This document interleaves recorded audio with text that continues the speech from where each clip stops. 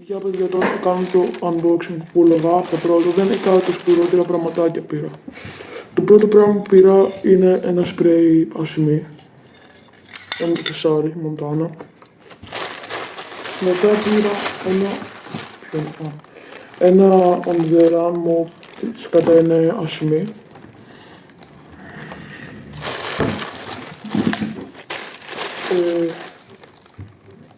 Μετά πήρα έναν ακόμα on αλλά είναι τέτοιο, μελάνι, μπλε σκούρο, κάτι τέτοιο. Και μετά πήρα, άμα δεν το κάνω λάθος, ένα Lego Cup, ένα Fat Cup και ένα Skinny Cup. Ναι, αυτό είναι Skinny. Όλα αυτά τα πήρα από το The Boxing Gallery, είναι στο κέντρο.